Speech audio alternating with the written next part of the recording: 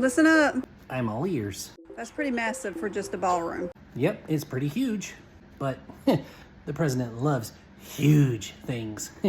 It's gonna be huge. I can't even do his voice. I'm terrible at voices. But I want to show y'all something. This is a picture of Solomon's temple. This is a picture of the plans for the ballroom. They're both rectangles.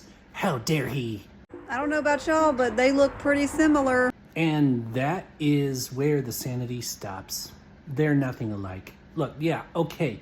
There's a front area and a big back area. That's normal for ballrooms. And the temple, the back area was the smaller area called the Holy of Holies. So the entrance is on the complete opposite side of what you're talking about. But also, the dimensions are way off. The projected size of this ballroom is 90,000 square feet, with a newly revised budget of $300 million. So of course, the cost per square foot is $3,333. If you're trying to imply that Trump is the Antichrist, wouldn't the cost be $666? Not only that, but they're saying it's going to accommodate 999 people. That has to do with fire code. Just flip that number around. Oh, there's the 666. Well, that was inevitable. Since she won't actually get into the dimensions, I'm going to tell you how it's completely different. He's not building a Jewish temple. The length of Trump's ballroom is 500 feet. The length of Solomon's temple was 50. The width of the ballroom, 180. The width of Solomon's temple, 30. The height of Trump's ballroom, 25. Solomon's temple was almost double that at 45 feet. The square area, this is the big one, the square footage of Trump's ballroom will be 90,000 square feet, and the square footage of Solomon's temple, 2,700. Not only that, I want y'all to look at the donors for this ballroom. Meta, Apple, Amazon. Donation, donation, donation, because they want their name on something that the president is building. Haven't you ever been in a church where there's a piano that's a memorial piano or something like that? Lockheed Martin, Palantir, Ripple. There's so many, and I haven't even looked into what they're all about. And what about all the names you're not mentioning? Like, what about Caterpillar?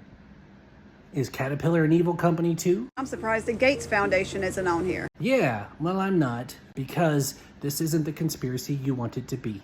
But all these names do not surprise me because he has been hanging out with Jeff Bezos, Mark Zuckerberg. Because they're all rich. Not because they're all the Antichrist. But I'm sure this is just 5D chess.